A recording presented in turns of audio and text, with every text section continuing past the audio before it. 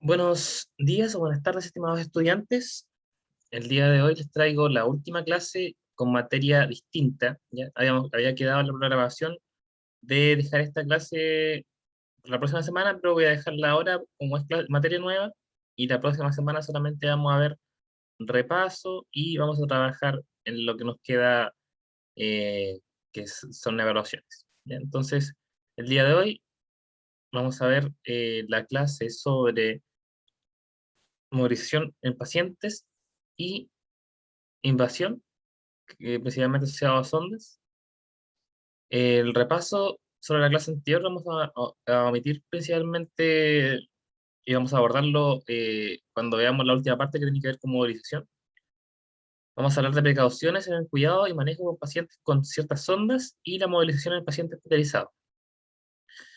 Por motivo de no ingresar tanta materia en el segundo certamen, que tiene mucha materia, vamos a enfocarnos principalmente en las sondas y drenajes más utilizados en los usuarios y que más van a ver ustedes como kinesiólogos. ¿Ya? Entonces, lo primero, hay un grupo de dispositivos que se utilizan para la alimentación enteral, que ustedes van a ver en los pacientes, además ya de todas las cosas que hemos visto, ¿cierto? Vías, catéteres, ¿cierto? Ahora también tenemos dispositivos de alimentación enteral. ¿Y qué es la alimentación enteral? Se preguntarán ustedes. La nutrición enteral es una técnica de soporte nutricional mediante la cual se aportan sustancias nutritivas directamente al aparato digestivo por medio de sondas instaladas por vía nasal u ostomía en personas que por su condición de salud la alimentación oral no cubre sus requerimientos nutricionales o se encuentra contraindicada. Es decir, es un tipo de alimentación que se ocupa en gente que no se puede alimentar por sí sola y eh, necesita esos nutrientes, ¿cierto? Eh, bueno, la alimentación enteral en primera instancia se utilizaba solamente en hospitales, ¿cierto? Para casos específicos, pero con el tiempo se ha ido extrapolando también a los domicilios, ¿cierto? A la forma ambulatoria, lo que ha traído ciertas ventajas también. Ya ha traído ventajas, por ejemplo, porque eh, en los pacientes que reciben este tipo de alimentación en su domicilio no se han asociado a mayores complicaciones. Además de eso, reduce el coste sanitario. Ya tienen que tener en cuenta que tener un paciente hospitalizado durante un día es muy caro, es muchas veces ineficiente si es que el único motivo de hospitalización es la alimentación enteral, ¿cierto? Entonces, en esos casos, muchas veces la opción es llevar al paciente a su domicilio con los resguardos pertinentes. Eh, También se puede asociar una mejora en la calidad de vida del beneficiado y su entorno. Por ejemplo, si el paciente tenía muchas dificultades para alimentarse de otra forma y no se conseguía nutrir de buena manera, lo que se puede hacer en estos casos es aplicar una de las siguientes metodologías que les voy a explicar, y así la familia y el usuario se verían beneficiados. ¿Ya? Con respecto a las fórmulas, porque ustedes entenderán que hay que provisionar al paciente con alimentación. Bueno, en algunos casos, por ejemplo, las preparaciones que se hacen son muy similares a la alimentación normal, se hacen papillas, ya donde se incluyen más o menos las mismas cosas. En caso, por ejemplo, de pacientes que no tengan mayor problema con su sistema digestivo, más allá del tener trastornos, por ejemplo, de glutorio. Pero en muchos casos, cuando el paciente no es capaz de deglutir o su sistema, y además su sistema digestivo no funciona bien y tiene pérdida, por ejemplo, de la motilidad, de la absorción del nutriente, hay que utilizar ciertas fórmulas de nutrición integral, ¿ya? Y aquí todas se van a clasificar de la misma forma, según el índice proteico que tienen, excepto las especiales. ¿Ya? Por ejemplo, tenemos las poliméricas, que tienen que ver con polímeros grandes, son más simples, ¿cierto? Eh, tienen polímeros grandes, es decir, por ejemplo, proteínas, que se clasifican con respecto a las proteínas, y además de eso, lípidos e hidratos de carbono, de acuerdo, eh, viene una preparación específica para cierto tipo de pacientes, ¿cierto? Las oligoméricas semielementales que son parecidos, la diferencia es que las proteínas están hidrolizadas, ¿cierto? Los aminoácidos, y a diferencia de las elementales o monoméricas, por ejemplo, que habla precisamente de la presencia de monómeros, es decir, precisamente en aminoácidos, y ambas están acompañadas con hidrato de carbono también y lípidos. ¿Ya? Y las especiales están especialmente constituidas para ciertos tipos específicos de pacientes o para eh, condiciones específicas. ¿Ya? Todas estas, además de tener los nutrientes, eh, los macronutrientes, ¿cierto? También poseen micronutrientes. ¿Ya? Menos, por ejemplo, la polimérica, pero sí de forma importante en la otra, ya sean vitaminas, minerales y otras cosas. Con respecto a la nutrición enteral también tenemos que diferenciar estos cuatro tipos de dispositivos. ¿Ya? Y esto sí es importante que ustedes lo conozcan. Tenemos la ostomía gástrica o gastrotomía, que es una apertura artificial del tracto gastrointestinal mediante la cirugía o endoscopía para la colocación de una sonda en el estómago de modo de facilitar la administración de la alimentación. ¿Ya?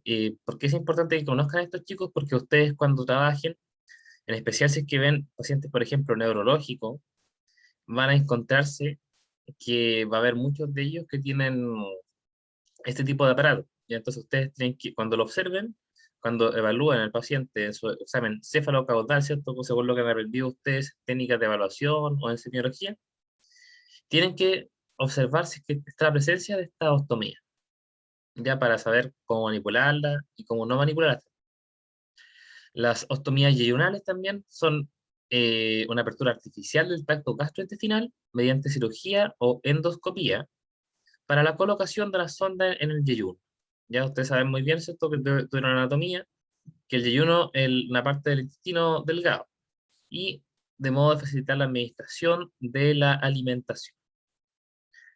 La sonda nasoyeyunal es un tubo flexible que lleva los alimentos a través de la nariz hasta el yeyuno, y la sonda nasogástrica es un tubo flexible que lleva los alimentos a través de la nariz hasta el estómago. ¿Ya? O sea, ahí tenemos una pequeña diferencia entre ambos. Aquí les voy a mostrar imágenes de cada una. ¿Ya? En la imagen de la izquierda pueden observar una gastrotomía en un paciente, en un usuario, ¿cierto? Esa, en la imagen de la derecha se ve cómo está esta gastrotomía. Tenemos que el estómago en este caso está pegado a la pared abdominal. Ustedes saben muy bien que eso no es tan así en las personas que no tienen este tipo de ostomía. Entonces, para instalar lo que se hace es se utiliza una guía, ¿cierto? Y a través de la endoscopía generalmente, y además de eso se hace una incisión o se ingresa un catéter a nivel abdominal, a donde correspondería estar el estómago, ¿cierto? Y ambas partes se unen. ¿Ya? Y ahí ustedes pueden ver el catéter que va unido a la incisión hecha en el estómago, y se pueden observar las paredes del abdomen. Entonces así funcionaba en una gastrotomía. ¿Y cuál es la idea? Que a través de este catéter, ¿cierto?, se ingresan alimentos por distintas vías. ¿Cuáles son los tipos de alimentación? Tenemos la alimentación por bolo, que se utiliza una jeringa, ¿cierto?, para enviar la fórmula a través de una sonda de alimentación. La jeringa que utilizará será una jeringa con punta de catéter. ¿Ya? Estas no tienen aguja y tienen un agujero y un émbolo. ¿Ya? Eso es lo único que contiene. Es decir, aquí la alimentación es dada a través de una jeringa que se administra por el cuidador general. En el caso de la técnica por goteo, se ocupa más que nada en pacientes cuando solo está presente el reflejo, ¿cierto?, de deglución, pero el de succión es débil o existe alguna malformación congénita en la cavidad bucal. Ya en esos casos se ocupa el de goteo. Y la bomba de infusión, ya esto hablamos de un costo un poco mayor, ¿cierto? Más tecnología, y habla de un flujo regulado de fórmula nutricional en pacientes que carecen del deseo de comer o que son incapaces de tomar adecuadamente la nutrición oral. ¿Ya? O sea, que ya son incapaces de tener el deseo de comer, a diferencia del goteo. ¿Cuál es el tema acá? Cuando el paciente requiere una bomba de infusión, generalmente tienen que hacer una solicitud especial y evaluar muy bien las condiciones del paciente, porque este sistema es bastante caro. Como ustedes podrán ver, tiene mucha similitud, ¿cierto?, cuando hablamos de vías venosas, ¿cierto?, y de administración de fármacos, también son bastante similares. Con respecto al flujo, ¿cierto? Estos sistemas pueden ser continuos e intermitentes o continuo intermitente también se llaman, algún tipo, ¿cierto? Cuando pueden ser administrados a lo largo de un tiempo prolongado o son administrados de una vez. Ya cuando, por ejemplo, el continuo se mantiene alimentando, ¿cierto? Y el intermitente es cada cierta cantidad de horas. ¿Ya? Obviamente el intermitente es más cómodo en caso de no tener eh, el aparato. Y además de eso, hay que tener mucho ojo ahí con cuando se está alimentando al paciente. Por ejemplo, cuando ustedes quieran movilizar a un usuario o quieran hacer técnicas kinésicas respiratorias, van a tener que poner mucho ojo con la alimentación. Siempre tiene que estar cortada la alimentación y ojalá haberse alimentado un rato antes de alimentarse. ¿Ya? En especial cuando el paciente tiene algún riesgo de vomitar. Aquí nuevamente la sonda nasogástrica que les mostraba. En la de la izquierda es cómo se ve la sonda nasogástrica. La van a tener en diferentes colores. Por ejemplo, acá en el Hospital Regional de Concepción generalmente son de color transparente, pero van a encontrar también otras diferentes. ¿Ya? En la imagen del medio se ve más o menos cómo ingresa, ¿cierto? La técnica, como les decía. Ingresa, perdón, esto es la sonda nasogástrica, no es la gastrotomía. La gastrotomía, ¿cierto? Esa es la sonda nasogástrica. Tiene esta sonda que va de la nariz hasta el estómago, ingresa por la nariz, ¿cierto? Por la narina, llega a la nasofaringe, después baja. Aquí a nivel de encrucijada, muy importante la diferenciación, ¿cierto?, entre tracto respiratorio y vía digestiva, la cual siempre se debe comprobar, ya que ustedes se imaginan así que el paciente es em, se le llegase a administrar alimentos por vía respiratoria, inmediatamente haría una neumonía expirativa. Y eso puede ocurrir, ha ocurrido. ¿Ya? Yo he visto pacientes que le ha pasado a nivel ambulatorio, que generalmente se les pone en el hospital, pero nosotros después vemos cómo ocurren algunos problemas. Esta sonda llega finalmente hasta el estómago y ahí es donde llega la alimentación. Generalmente en los hospitales se utiliza más con los fármacos, para la administración de fármacos. Lo idóneo es utilizar otro tipo de sondas para alimentación, pero también se utilizan de forma más masiva porque son más simples que, por ejemplo, poner una sonda nasoyunal y más barata. La sonda nasoyunal, esta de aquí, ustedes ven que el color diferente, ¿cierto? Más opaco en este caso. Hay una usuaria que tiene sonda nasoyunal y esta la diferencia que es que llega hasta la porción más proximal del intestino delgado. ¿Ya? La sonda nasoyunal generalmente es más difícil que se salga, más difícil que se mueva, pero si es que lo hace, es mucho más problemático volver a ponerla. Así que mucha atención y mucho cuidado a la hora de movilizar un usuario que tenga sonda nasoyunal. Aquí tenemos la diferencia, ¿cierto?, entre donde llega la sonda nasogástrica, que es en el estómago, y la sonda nasoyunal, que es en el yeyuno, ya que está después del estómago. La gastrotomía, que ya hablamos de ella, ¿cierto? Acá está la técnica que le hablaba sobre la guía que se utiliza y la incisión en el estómago, ¿cierto? Y en la pared abdominal, uniendo ambas partes. En la izquierda podemos ver cómo se ve instalado una gastrotomía. También hay representaciones, hay distintas técnicas, hay distintos catéteres, se pueden encontrar con diferentes cosas. Y aquí, por ejemplo, ustedes ven que si el paciente se utiliza, por ejemplo, una jeringa como las que les señalaba anteriormente, van a este sistema. La yeyenostomía, más o menos la misma idea, ¿cierto? Generalmente se ingresa una guía y se acerca el estómago nuevamente a la pared y de ahí sale este catéter. ¿Cuál es la diferencia? Que aquí el catéter ingresa hasta el yeyuno, ¿ya? Puede llegar hasta el estómago, puede llegar hasta el intestino delgado. Puede ir directamente al yeyuno, o vemos acá la imagen de la izquierda.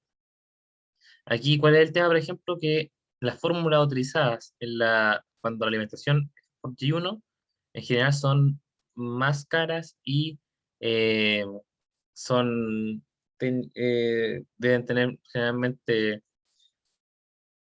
polímeros más pequeños o monómeros, ya que ustedes entenderán que el estómago no pasan por el estómago, entonces ya se salta un proceso importante de digestión. Bueno, con observación, ¿cierto? ¿Qué deben tener en cuenta? Cuando ustedes manipulen o movilicen a un paciente, tienen que mantener siempre en observación dónde se encuentra la sonda nasogástrica o nasoyunal, en caso de estar instalada. Esta debe estar bien fijada. Generalmente se fija con una cinta, ¿cierto?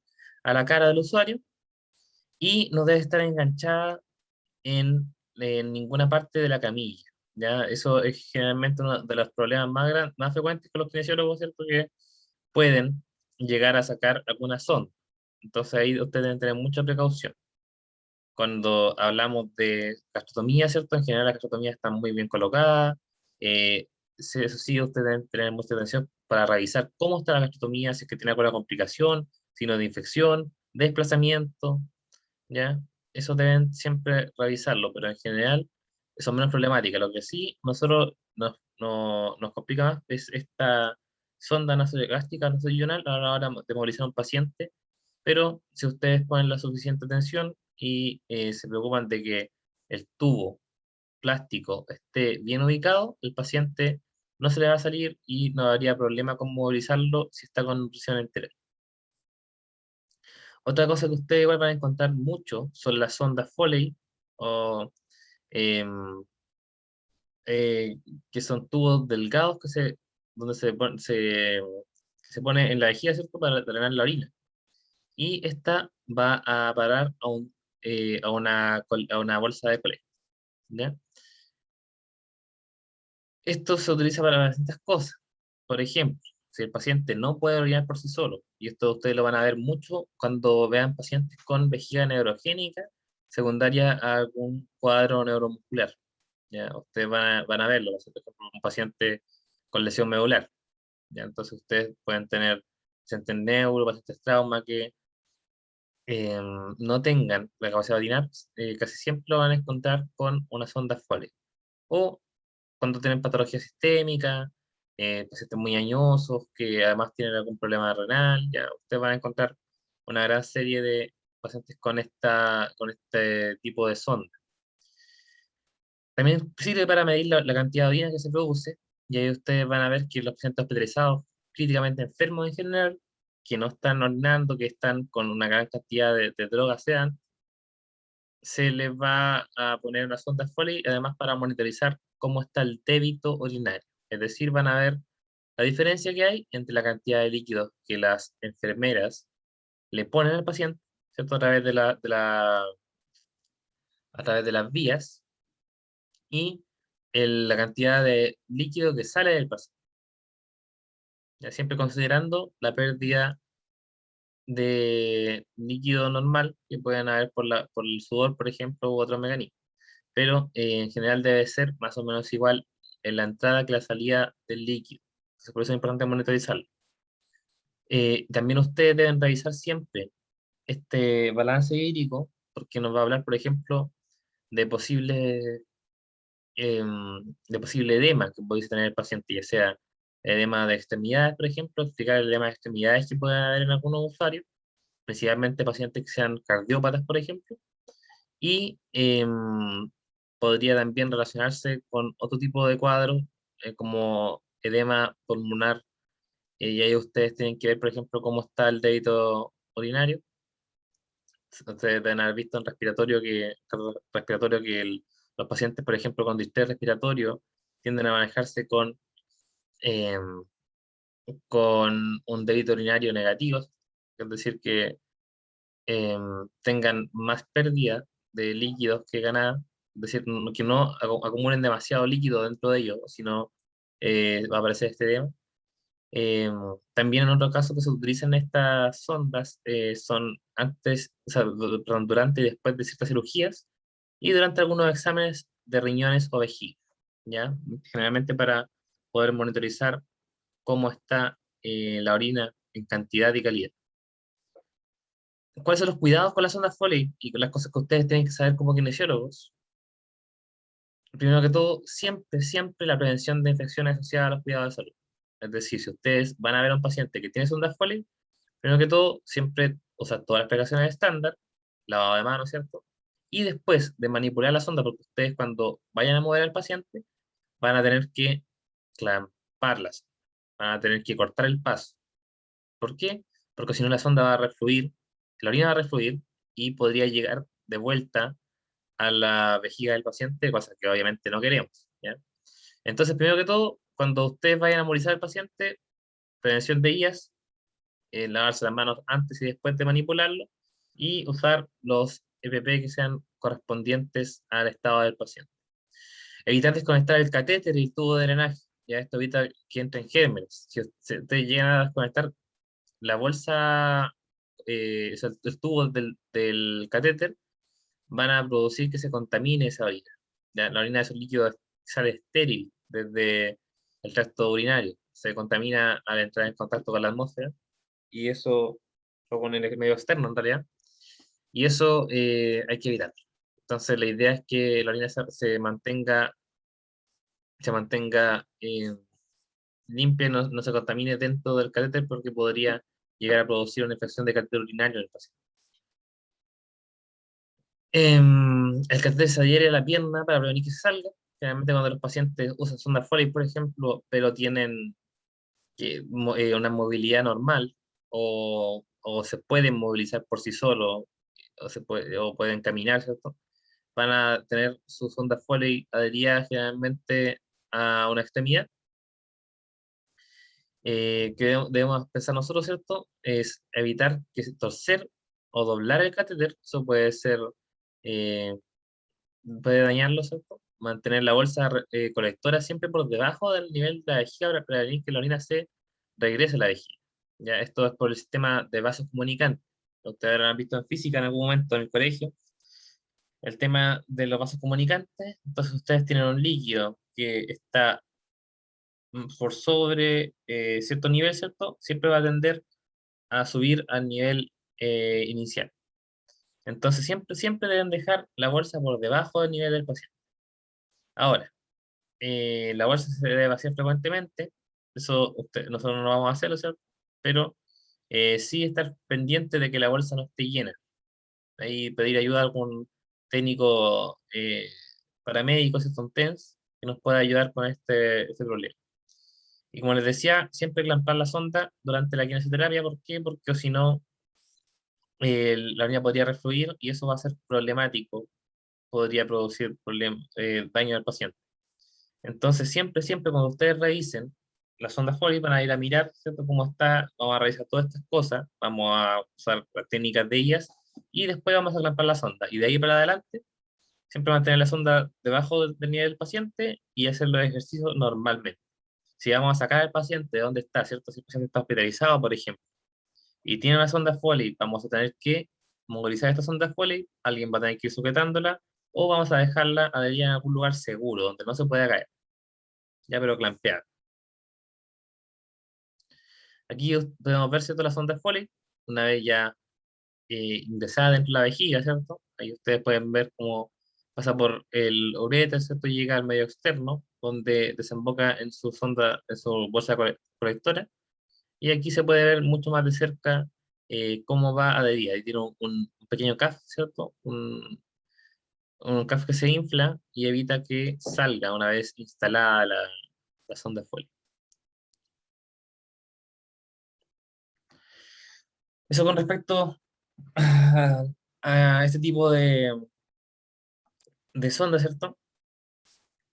También tenemos, y esto voy a hacer un poco de hincapié porque nosotros como kinesiólogos tenemos que saberlo muy bien, tenemos que conocerlo y quizás nos toque trabajar, o sea, les toque trabajar a alguno de ustedes en una buena unidad de cirugía, cirugía torácica, donde van a haber muchos de estos. Son los drenajes pleurales o drenaje endopleural o sonda eh, endopleural. ¿Ya? Se denomina de esta forma a un sistema hermético que mediante uno o varios tubos conectados que se ubican en la pleura y mediastino facilita la eliminación y recolección de contenido líquido o gaseoso y de esta forma impide la acumulación de dichos fluidos, facilita la reexpansión pulmonar y favorece la dinámica respiratoria. El sistema cuenta con una válvula unidireccional que permite la salida del contenido e impide la entrada de aire desde el ambiente. Y chiquillos, como hemos visto a lo largo de todo este ramo, ¿cierto? Las cosas prácticas, las cosas que vemos en el día a día, tienen un fundamento fisiológico y físico.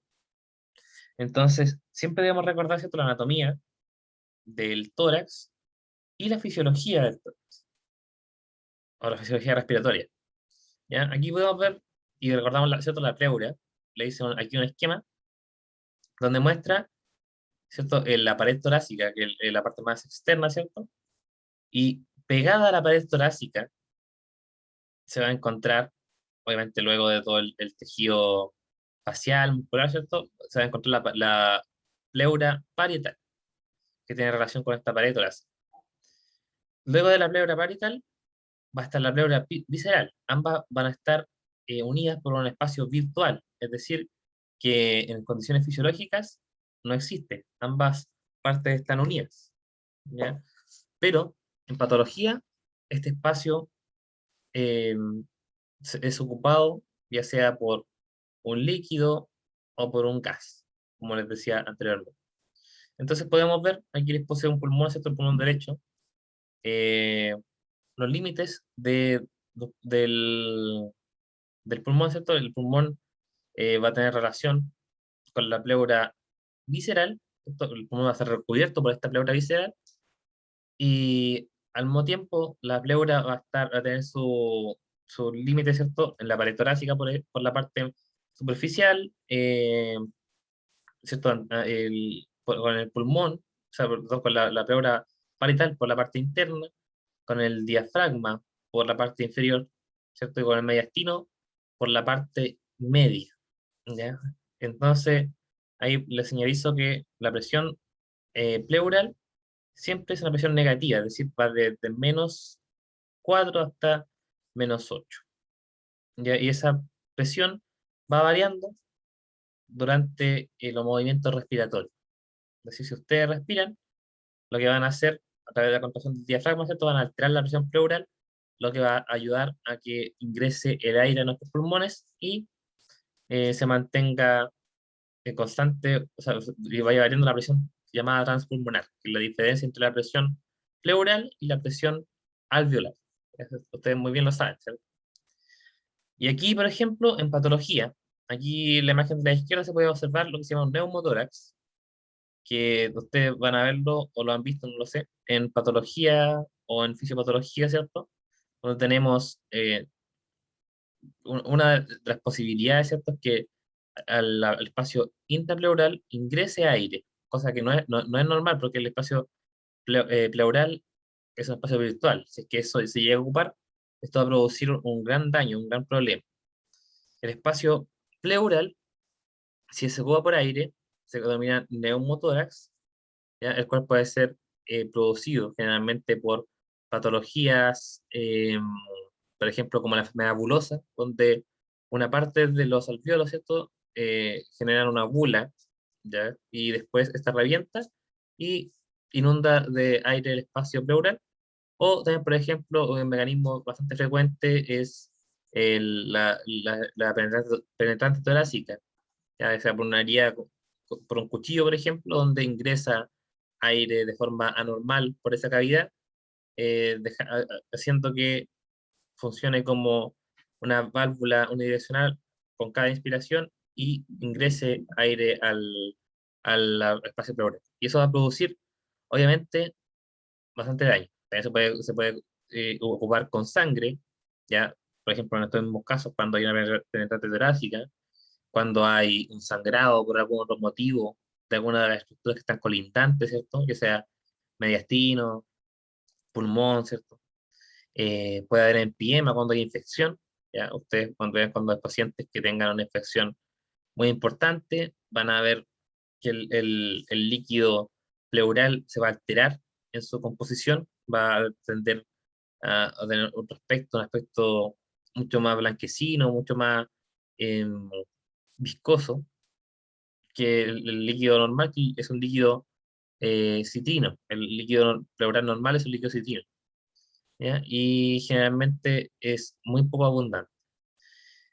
También puede haber exudado, ¿cierto? Van a haber distintos motivos por los cuales esto se va a alterar. También, por ejemplo, cuando hay patología, no sé, algún tipo de cáncer, alguna obstrucción del drenaje del líquido pleural, el drenaje fisiológico del líquido pleural, también se puede ocupar y generar un drenaje pleural. O cuando hay, por ejemplo, hay infecciones colindantes, como una neumonía, también podría llegar a producirse un derrame pleural para la neumonía.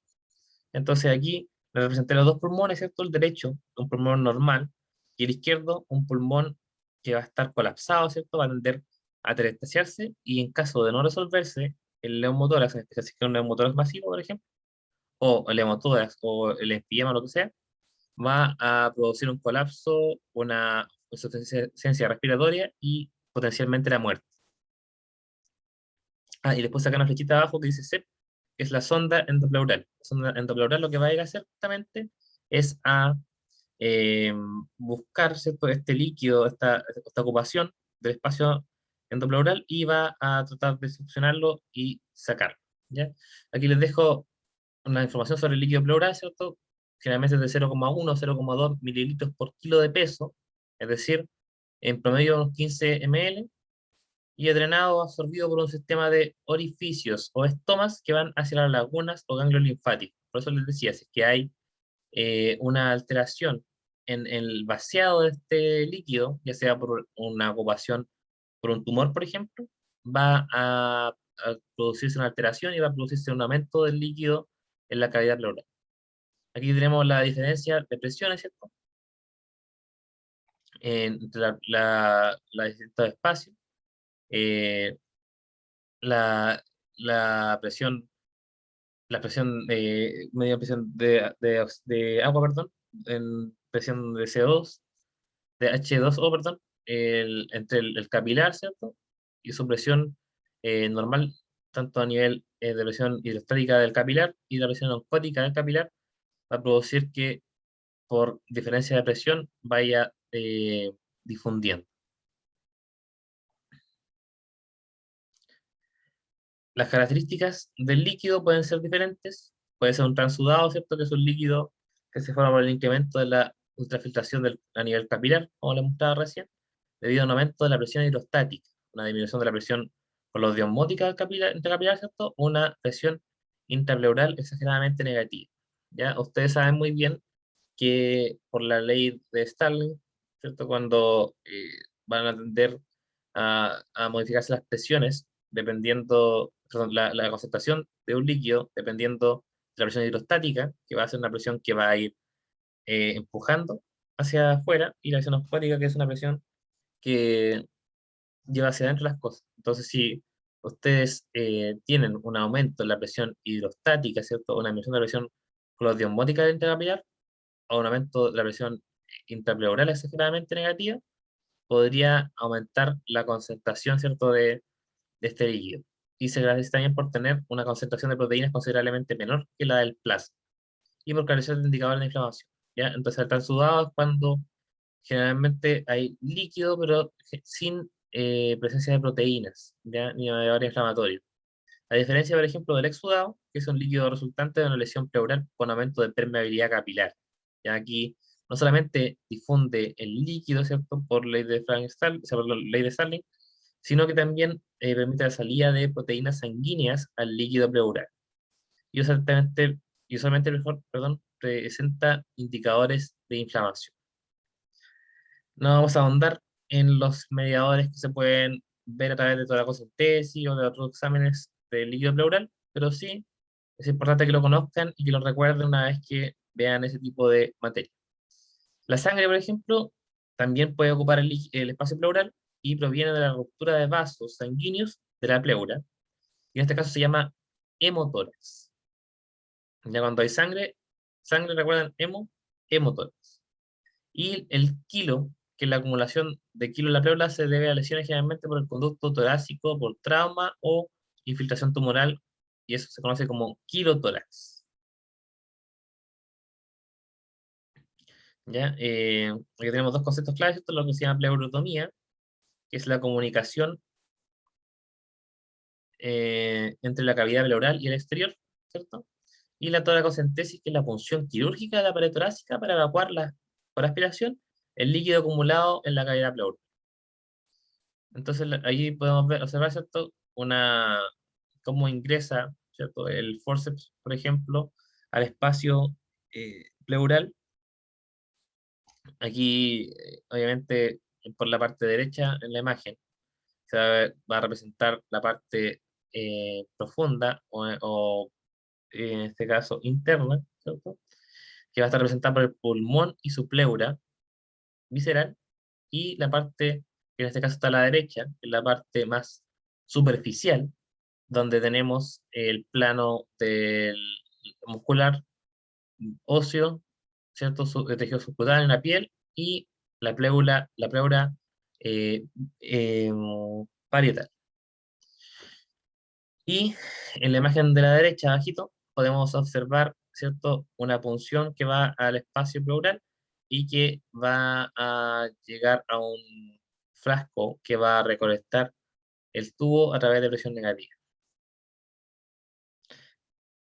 Aquí podemos observar ciertos dispositivos, por ejemplo, acá a la izquierda de arriba podemos observar la trampa de agua más clásica, ¿no? Más utilizada. Ustedes se van a encontrar con varias de estas. La imagen de la derecha, un sistema que ya se ocupa menos, ¿cierto? El sistema de vasos. Eh, También tenemos la recolección del líquido pleural a través de la toracocentesis que se hizo. Y en la imagen de abajo a la izquierda también, una toracocentesis en este caso no tiene el mismo objetivo, sino que esa diagnóstica lo que hace es em, ver las variables que le estaba conversando delante, si es que el líquido es inflamatorio, si es que es hemático, si es que hay presencia de infección, por ejemplo, y todo eso se va a definir generalmente por lo que se llama el criterio de Light. ¿Ya? Pero no vamos a verlo, así que no se preocupen por eso. El sistema de drenaje tiene dos partes, uno de ellos es el tren de tórax, que tiene el tubo pleural, que va hacia, la mostré recién, ¿cierto? Que va hacia adentro del espacio pleural, y la unión al sistema, ya que va a unir el tren, ¿cierto? Al drenaje. Y el drenaje, probablemente tal que está compuesto por lo que se llama cámara recolectora, que es el primer compartimento, que es donde llega el tubo pleural, la cámara sello de agua que está en medio, y la cámara de control de aspiración que va a regular la presión. Y aquí sí se ve más o menos un sistema de drenaje. Como ustedes ven, el paciente, lo vemos de derecha a izquierda, el paciente va a estar conectado a esta parte, y esa cámara se llama cámara de acumulación del líquido. Ya, es decir, que aquí va a ir cayendo el líquido que salga del espacio pleural del paciente. Ya, entonces aquí esto generalmente está graduado con numeritos que nos van diciendo cuántos ml de líquido van saliendo del usuario. Al medio de la cámara con válvula bajo el agua, ya que va a regular, eh, va a ir regulando, ¿cierto? Lo- el espacio entre ambos compartimentos. Y en la última parte, ¿cierto? Que está comunicado con el aire y puede estar también conectado a un sistema de succión. Generalmente se ocupa el sistema de succión para hacerlo más rápido, más efectivo. Tenemos el drenaje regulador de fuerza de succión, que va a estar dado a través del aire, ¿cierto?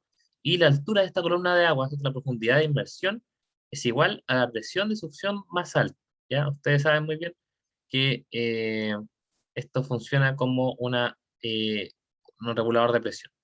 Y la cámara que regula la fuerza de succión es la última, que está compuesta por todo este sistema. ¿Cómo se instala el drenaje endopleural? Se limpia la zona para introducir la sonda, esta se va a introducir con una incisión de 1 pulgada, es decir, de 2,5 centímetros, en la piel entre las costillas. ¿Ya?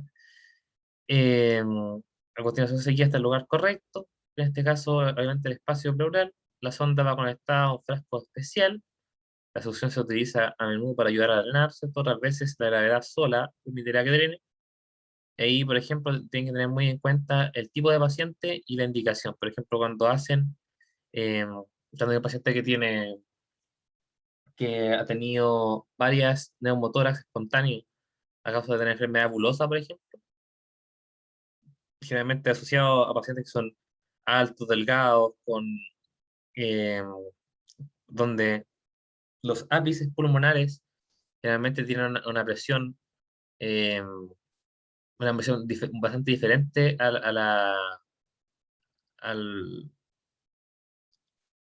a las bases pulmonares.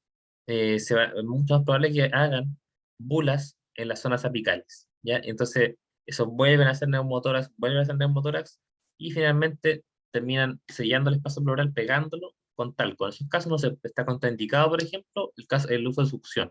Se deja solamente por gravedad.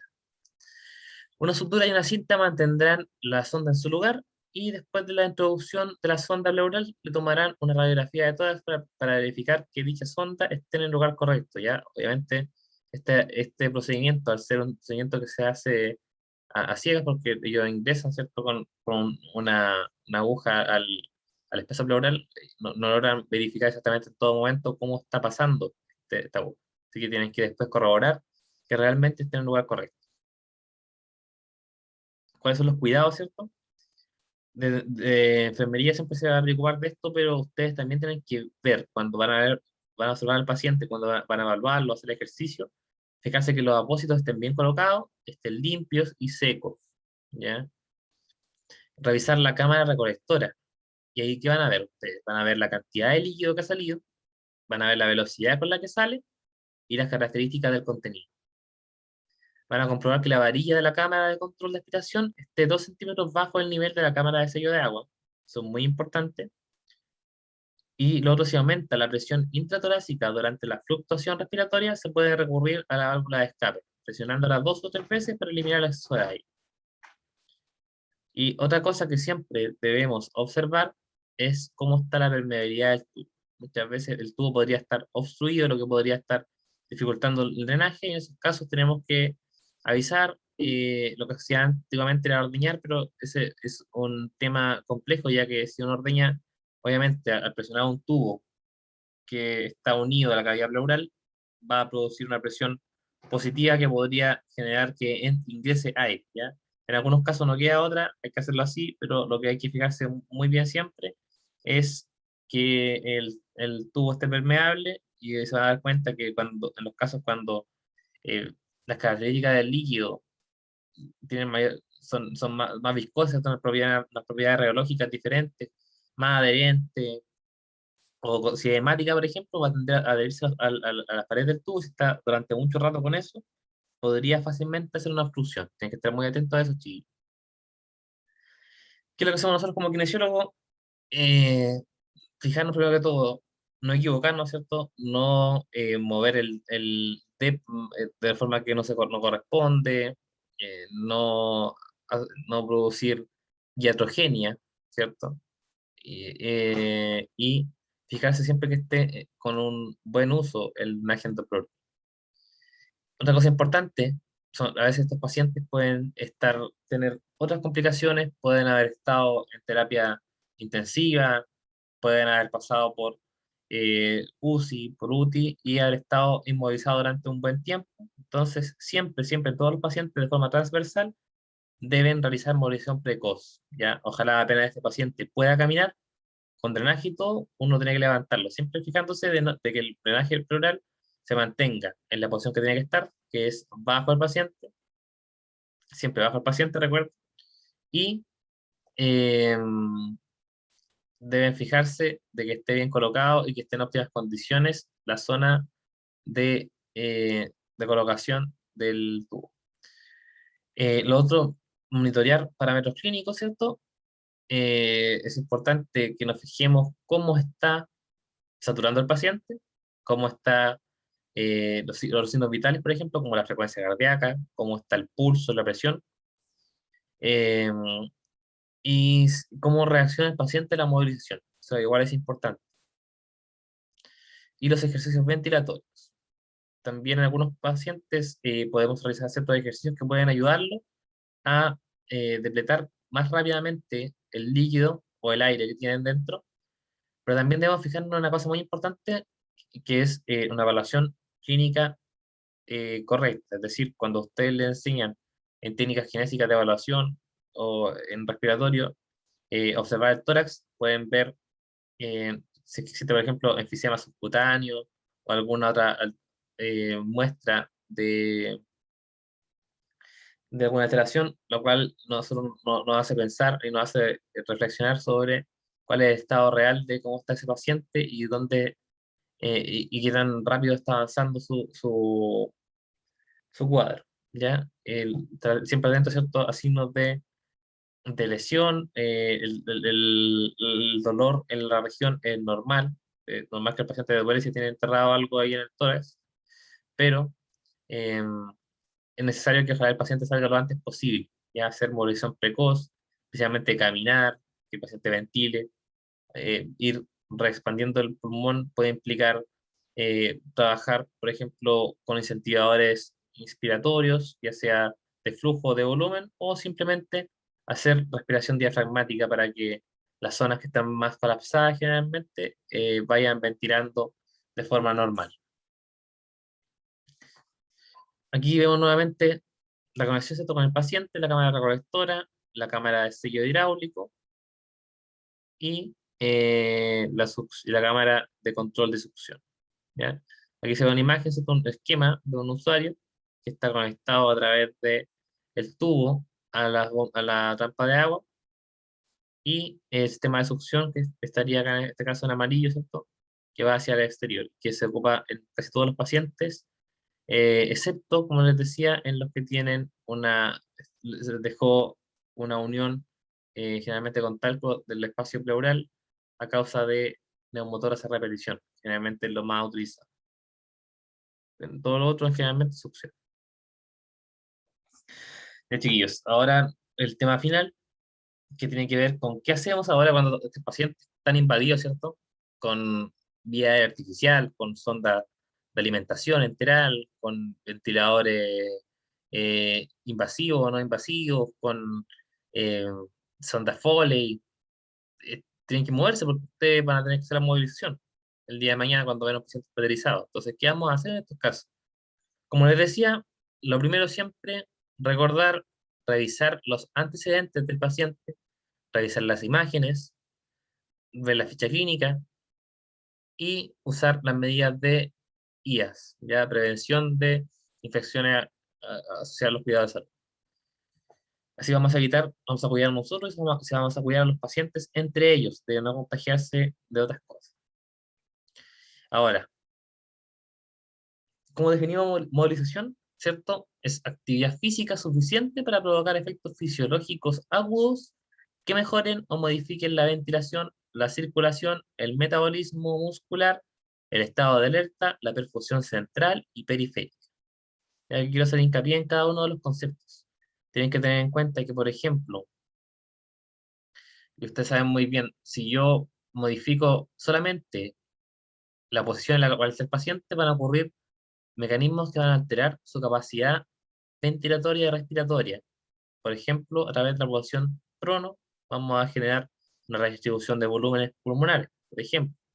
También está el drenaje bronquial, donde a través de gravedad o del movimiento metacrónico ciliar se va a producir un drenaje, o sea, una movilización de secreciones hacia cierto punto, ¿cierto?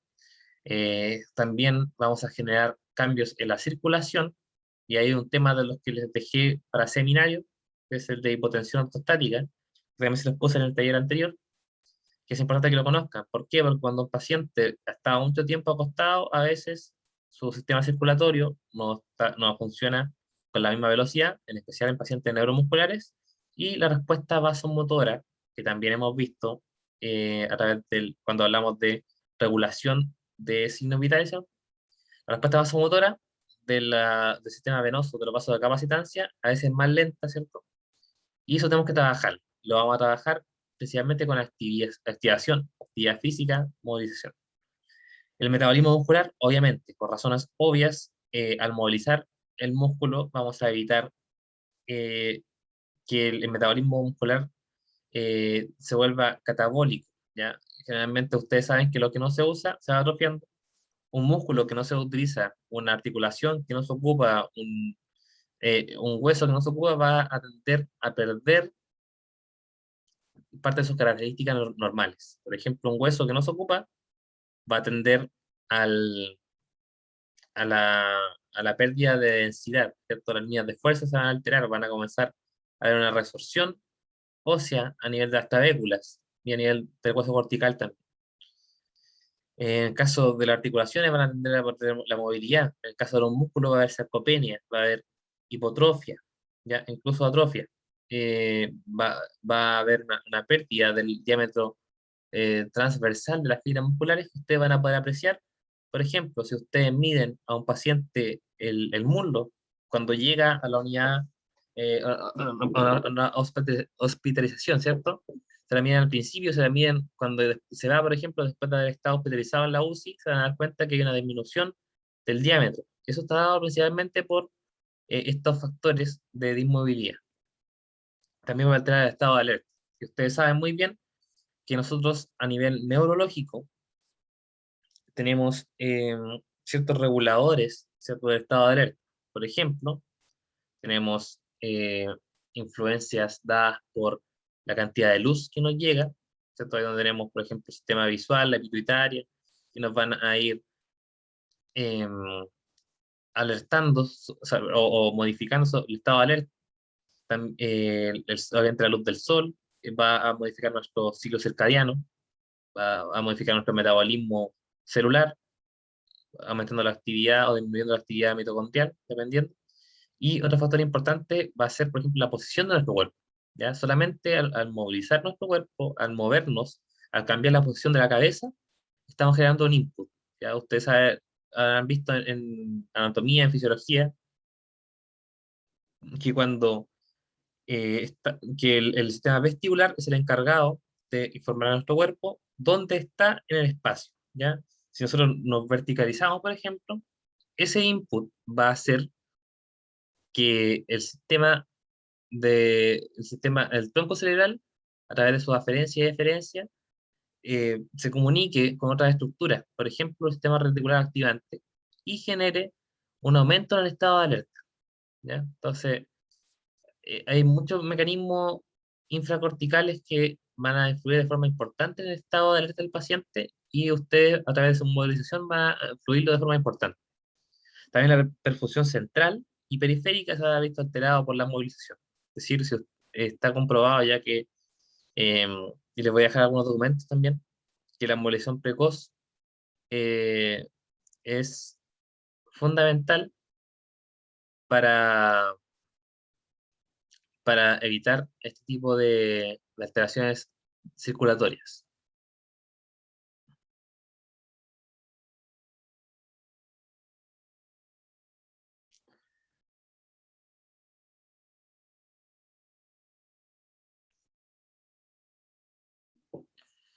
Bueno, se origina la pregunta, ¿cierto? ¿A qué movilizamos? ¿Por qué lo movilizamos? ¿Y cómo lo movilizamos? Es decir, cuando llego a una sala después de hospital, ¿cierto? A un servicio de cirugía, de medicina, de unidad de paciente crítico, eh, ya sea UTI, UCI, cuidados especiales. Si ustedes van a la casa de un usuario dependiente severo y lo ven ahí, lo observan solo en la cama sin moverse, ¿lo movilizan o no lo movilizan? ¿Por qué? ¿Ya? ¿Y cómo vamos a movilizar a estos pacientes?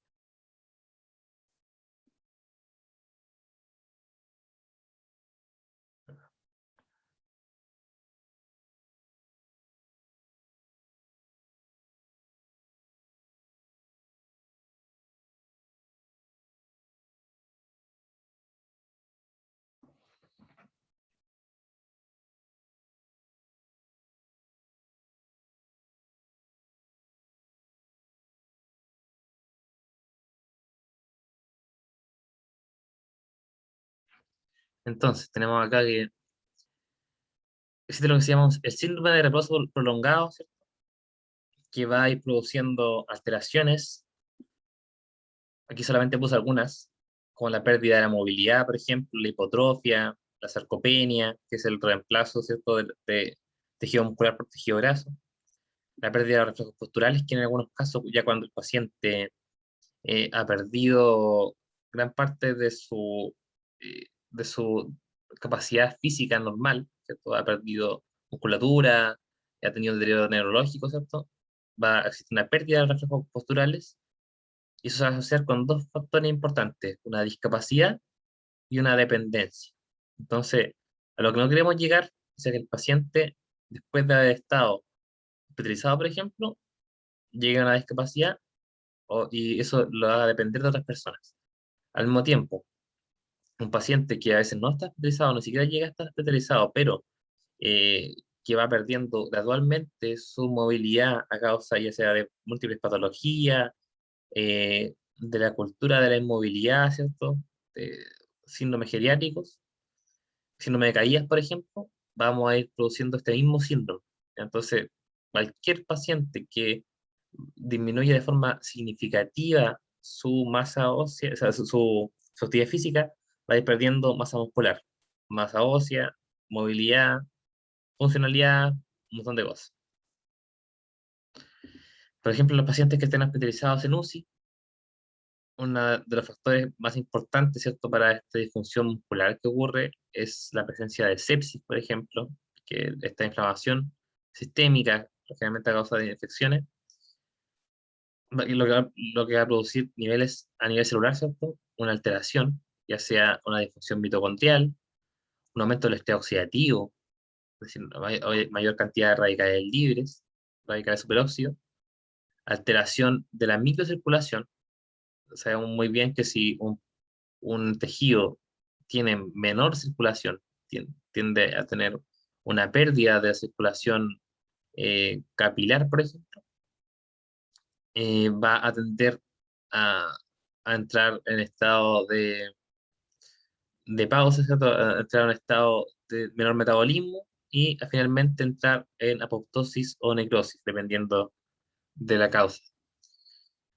Va a existir también una granulopatía, que es la pérdida de la función normal, ¿cierto?, de los canales transportadores de sodio y potasio, y una isquemia del nervio, que puede producir la famosa polineuropatía del paciente crítico, que van a hablar uno de los grupos del seminario. Esto que va a generar atrofia, necrosis muscular. Pacientes críticos, ¿cierto? Un aumento de todos estos factores, como los radicales superóxidos, ¿cierto? Eh, Va a producir aumento de la inflamación, tiempo de la malnutrición, ¿cierto? Estadía en cama, va a generar alteraciones neuromusculares, ¿cierto? Una debilidad muscular que va a producir efectos secundarios indeseables, como un aumento de la duración de la ventilación mecánica, por ejemplo, en pacientes que están intubados, que están en ventilación mecánica o que están con vía artificial, por ejemplo.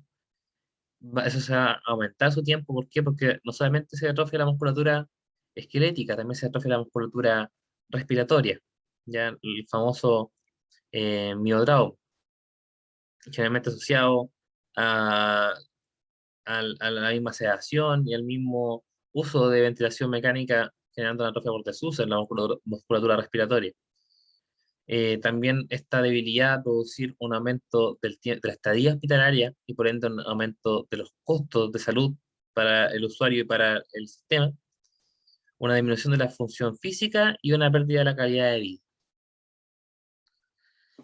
Ya entonces, cuando hablamos de movilidad en pacientes hospitalizados y también pacientes ambulatorios, tenemos que tener en cuenta que a pesar de que el paciente esté muy invadido, ¿cierto?, que esté muy intervenido, que tenga, por ejemplo, sistemas como les decía adelante, de asistencia ventilatoria, en este caso esta paciente está con sistemas de asistencia de la circulación, ¿ya? También lo van a hablar unos compañeros del seminario, ¿cierto? Ya sea sistema Novaland, sistema de asistencia ventricular, Hertzmann, ECMO.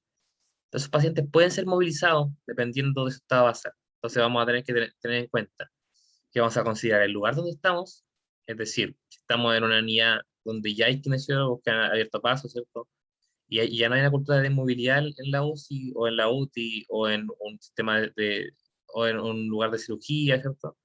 Vamos a llegar a un buen lugar. En cambio, si es que hay resistencia, vamos a tener que saber ganarnos el lugar y a implementar estrategias de movilización precoz y temprana de acuerdo a la necesidad del paciente. También vamos a siempre tener que evaluar. ¿Qué evaluamos? Evaluamos lo que aprendemos en la universidad, ¿cierto? Evaluar la movilidad del paciente, evaluar examen de movilidad, examen de fuerza muscular, evaluar cómo está la invasión del paciente, qué dispositivo está ocupando, todo lo que hemos visto en este módulo, ¿cierto? Identificar qué sonda está ocupando, cómo están sus parámetros clínicos, ¿ya? Ver cómo están los signos vitales, primero que todo, lo primero, frecuencia cardíaca, frecuencia respiratoria, presión arterial, ya son de rutina, que nunca se lo olvide, chiquillo. Como les decía, considerar la invasión, ya saber cómo funcionan los equipos, cómo manejarlos, cómo no hacer daño, ya, cómo evitar la iatrogenia, y rehabilitar de acuerdo a las circunstancias. Ya si el paciente está hemodinámicamente inestable, vamos a tener que poner mucha atención. Ya si el paciente tiene un hemograma alterado que nos muestra, por ejemplo, una presencia de hemoglobina baja, una relación de hematocrito-hemoglobina que está bajo el 30%, tienen que ver ustedes, chicos, siempre el estado basal del paciente. Tienen que evaluar muy bien las condiciones, tienen que conversar con el resto del equipo. ¿Ya?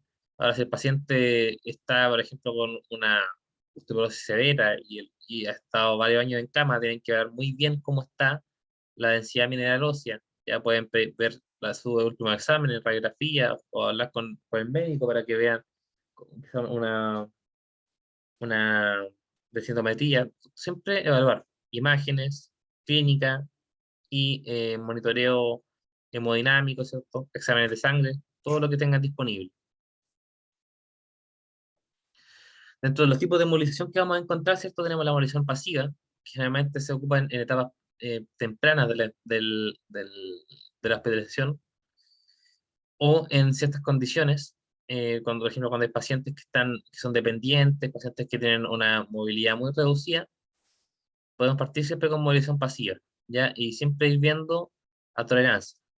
¿Ya? Si ustedes ven, por ejemplo, en traumatología, ahí hay tiempos definidos para cada patología. Si el paciente tuvo una fractura, ustedes van a tener que ver muy bien al cuánto tiempo pueden movilizarlo. Ya eso no es materia para ver en este ramo porque es algo bastante extenso. Hay protocolos específicos para cada tipo de lesión musculoesquelética, pero sí tienen que saber que uno debe, siempre que se pueda mover, hay que mover al paciente. ¿Ya? Siempre. Hay que mantener la movilidad del usuario. En especial estamos hablando de usuarios que están en bloqueo neuromuscular, por ejemplo. Disminuir los mediadores inflamatorios es una de las funciones de la movilización pasiva y ayudar a prevenir también la disfunción del aparato locomotor. Ya, si bien la movilización pasiva tiene escaso, escaso efecto directo sobre sobre la fuerza muscular, sí tiene efecto sobre los mediadores inflamatorios que van a afectar finalmente la disfunción del aparato locomotor. Así que tienen que siempre movilizar. Movilidad activa.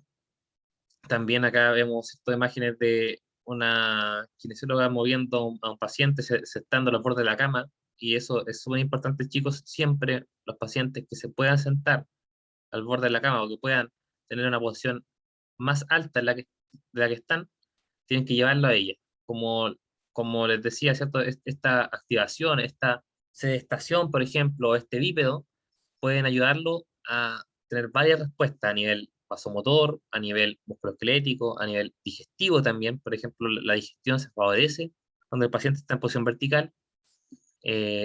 Para la ventilación y respiración, cuando el paciente está sentado, por ejemplo, puede ventilar mejor, se redistribuyen los volúmenes en sus pulmones, se evitan las aterestasias basales, ¿cierto?, del pulmón. eh, y vamos a también a través de la activación del sistema reticular activante, ¿cierto? De la formación reticular del tronco del cerebro, eh, vamos a generar un aumento de la vigilia, ya una disminución de la desorientación, un mejor estado de conciencia. Así que siempre, chicos, que puedan movilizar activa. ¿ya? Y esto generalmente acompañado de ejercicios también, cuando el paciente lo requiere, ejercicios para de ventilación, ejercicios para los brazos. No voy a ahondar en entrenamiento muscular respiratorio, supongo que se lo van a ver en respiratorio, pero siempre que exista, por ejemplo, para protocolos de Winning, acelerar este proceso a través de la movilización y de la activación muscular de la musculatura esquelética, ¿no? Apendicular y de la musculatura respiratoria.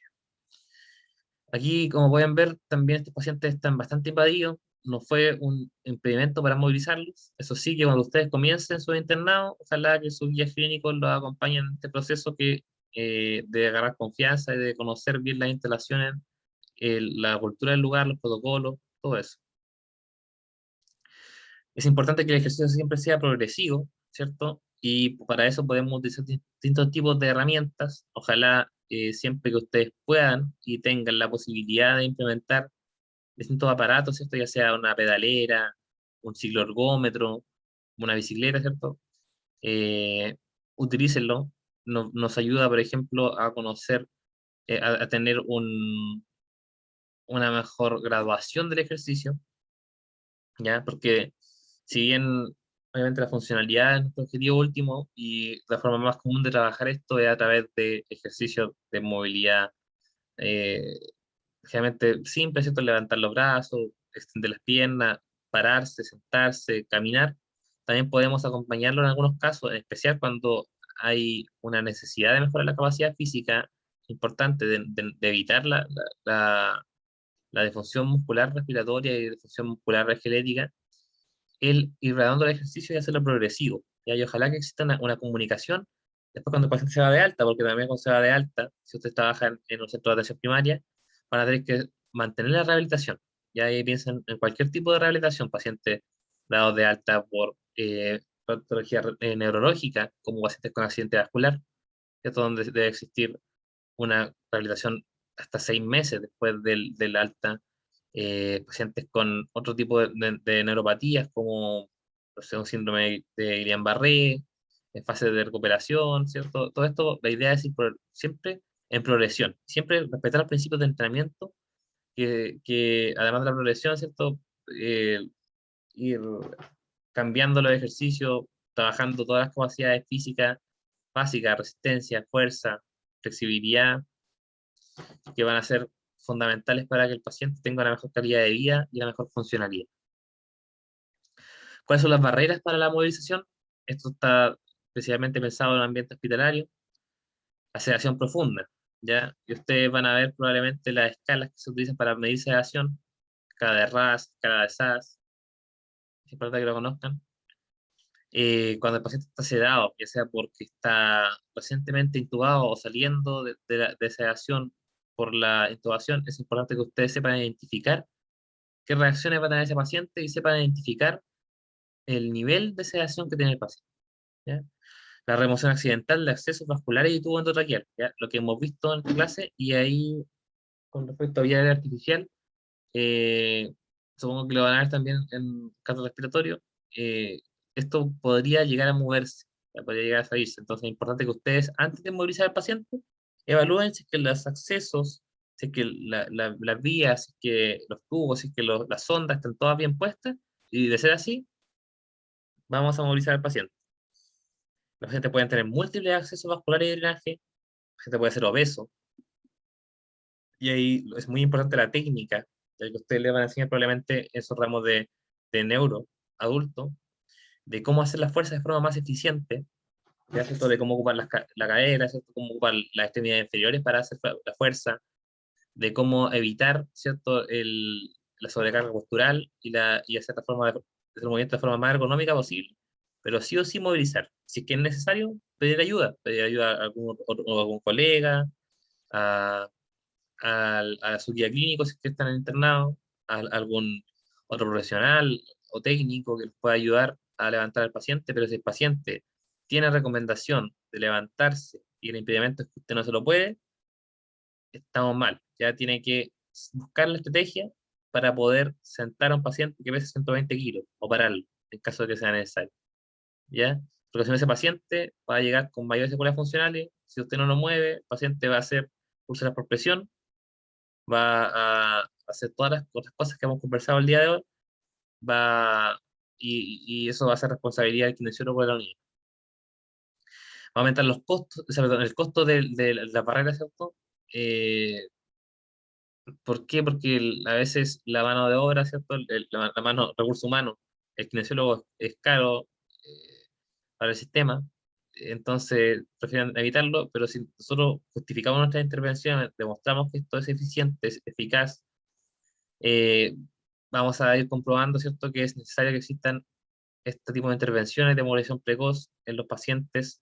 Entonces yo lo voy a dejar, le dejé material ya en esa carpeta que se llama seminario, que es lo compartí en Dropbox, donde hay mucha información y varias de ellas con respecto a este tema que tiene que ver con movilización precoz y miopatía, neuropatía del paciente clínico. Las restricciones de tiempo, ya a veces hay un kinesiólogo por muchos pacientes, a veces hay uno por piso, uno por unidad, ya. La idea es que esto vaya cambiando, se vayan aumentando la cantidad de cupos. Ahora con la pandemia, por ejemplo, han ido aumentando, lo cual va facilitando ciertas cosas, pero al mismo tiempo se restringe la movilización por los nuevos protocolos de, mm, de COVID, ¿cierto? Que usted trabaja en la atención primaria, se van a dar cuenta que tienen una población a cargo de 5.000, 10.000 personas, ya donde quizá tengan un kinesiólogo para pacientes dependientes severos y van a tener que movilizar a todos en lo que puedan, pero ahí en ambulatorio les doy el tips ahí, que es fundamental educar a la familia o la red de apoyo que tenga el usuario. Ya, si ustedes no van a poder estar ahí para el paciente siempre, van a tener cientos o miles de pacientes y lo clave es saber muy bien educar y cómo educar, ¿ya? Y si el paciente tiene un potencial, por ejemplo, de recuperación importante, ir cada cierto tiempo de forma periódica, ir dejando tareas, ¿cierto? Pero trabajar con la familia y con el paciente, ¿ya? No pensar que ustedes tienen que hacer todo el trabajo, porque si no, eso no va a funcionar de ninguna forma. Y otra cosa importante es la cultura de la inmovilidad, ¿ya? Y eso se da mucho en los hospitales.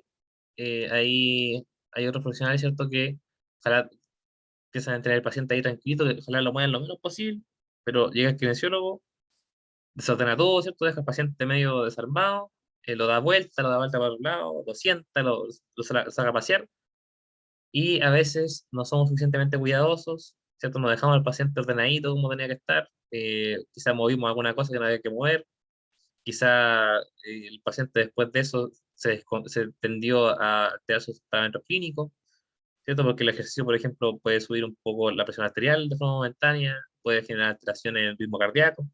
Entonces, tenemos que saber lo que estamos haciendo. Entonces, les dejo como tip solamente el hecho de que ustedes tienen que conocer muy bien las patologías, las consideraciones que hay que tener a la hora de movilizar usuarios, pero no dejar de hacerlo. Siempre movilizar a los usuarios. Para eso estudiamos, eso es lo que tenemos que hacer principalmente, y es uno de los ejes fundamentales de la intervención del kinesiólogo, además de la intervención, el manejo, ¿cierto?, del oxígeno, de los ventiladores, de, no sé, de la movilización en cama, ¿cierto? También tenemos que hacer que el paciente llegue a un nivel de funcionalidad mayor a través de la recuperación de la marcha y de los movimientos funcionales. Aquí están las barreras principales que impiden las intervenciones. Hay barreras relacionadas con el paciente, barreras estructurales, barreras relacionadas con el proceso y barreras culturales, ¿ya? Relacionadas con el paciente, por ejemplo, tenemos la alta gravedad de la enfermedad, pacientes demasiado enfermos o demasiado bien, inestabilidad hemodinámica, arritmias, inestabilidad, distrés respiratorio, asincronía paciente-ventilador, dolor, pobre estado nutricional, índice de masa corporal o IMC sobre los 30, ya como les decía adelante, pacientes que pesan mucho, nueva inmovilidad, debilidad, delirio, agitación, rechazo del paciente, falta de motivación, ansiedad, fatiga, necesidad de descanso, somnolencia, muchos motivos. Pueden encontrar todos estos motivos, se los dejo ahí en la diapositiva para que los estudien. Esto es algo a evaluar, tienen que conocerlos muy bien, porque tenemos que identificarlos para poder trabajarlos y ojalá eliminarlos.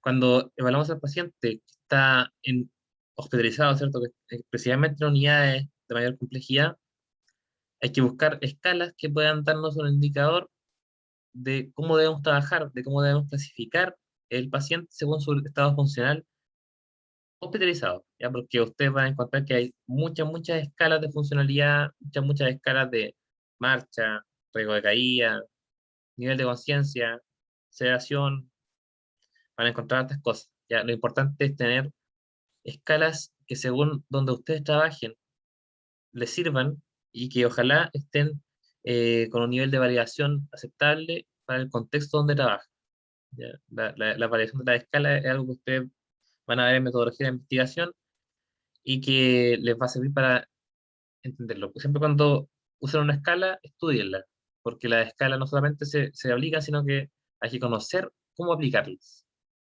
Ya, por ejemplo, acá tenemos la escala IMS, que nos va a mostrar, ¿cierto?, del 0 al 10, cuánto puede hacer el paciente. Por ejemplo, el 0 es nada, ya está solamente recostado en la cama, y acá la indicación sería girar pasivamente o girar pasivamente, perdón, o es ejercitado pasivamente por el personal, pero sin moverse activamente. Es decir, acá nuestro objetivo va a ser todo lo que dijimos delante sobre la movilización pasiva, y además de eso, evitar las úlceras por presión, optimizar la ventilación alveolar a través de los cambios de posición, ¿ya? El sentado en cama, ¿cierto? El ejercicio en cama ya sería nivel uno, y acá tenemos cualquier actividad en cama, incluyendo giros, elevación de pelvis desde el supino, ejercicio activo asistido, ciclo ergómetro puede ser, si tienen la posibilidad de tener un ciclo ergómetro para usar con un paciente que está sentado, acostado, sin moverse fuera o al borde de la cama, ¿ya? El nivel 3, ¿cierto? Traslado pasivo hacia la silla, y acá podemos usar el tecle, ¿cierto? La grúa manual, transferencia con elevación o deslizamiento pasivo, el sujeto hacia la silla, sin estar o sentarse al borde de la cama. Tenemos también el nivel 3, ¿cierto? El sedente al borde de la cama, y acá ya el paciente se puede llegar a sentar solo, ¿cierto? Controla el tronco. El 4 es bípedo, el 5 transferencia de la cama a la silla, ya el paciente es capaz de al menos cambiar de un asiento a otro, ¿cierto? En este caso sería la camilla a la silla, y eso es importante que lo vayamos haciendo siempre en progresión. El 6 sería la marcha en el lugar o al lado de la cama, ya que cuando el paciente es temeroso de dejar la cama, nosotros tenemos que darle la seguridad, tenemos que entregarle el apoyo para que el paciente pueda salir de esa cama. El 7 camina con asistencia de dos o más personas. El 8 camina con asistencia de una persona. El 9 camina de forma independiente con el uso de ayuda técnica. Ya y aquí podemos usar la ayuda técnica, ya sea una silla de ruedas, si el paciente tiene problemas de movilidad en las extremidades inferiores, un andador o incluso bastones, ya, un bastón. Y después ya el nivel 10 sería cuando camina de forma independiente sin ayuda técnica. Y eso es lo que queremos llegar cuando el paciente está hospitalizado, de ser posible. Aquí está más o menos la correlación, ¿cierto?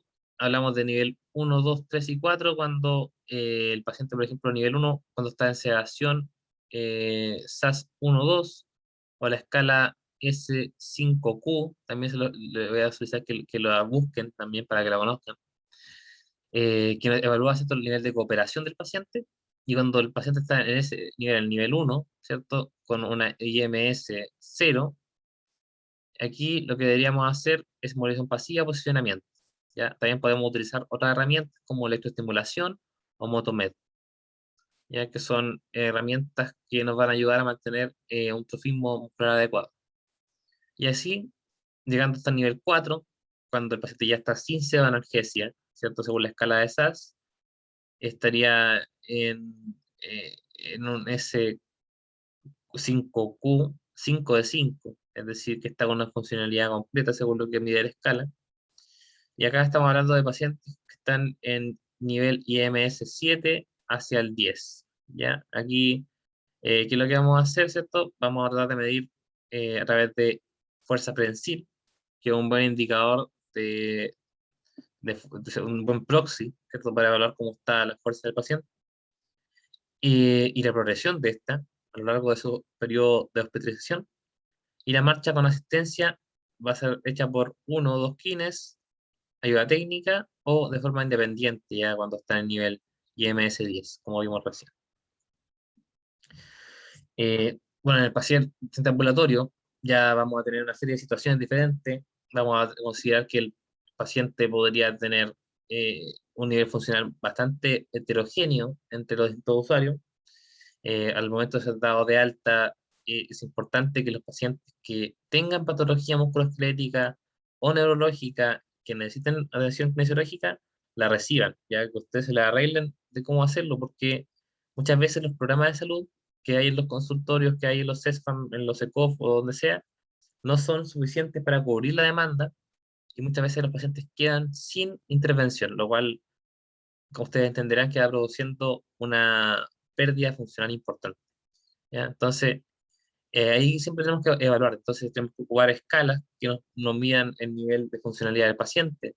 ¿Ya? Hoy en día está, por ejemplo, el IVADEX, ¿cierto? El instrumento de evaluación de desempeño en comunidad, que es el gold estándar para medir funcionalidad, ¿cierto? Y discapacidad en pacientes.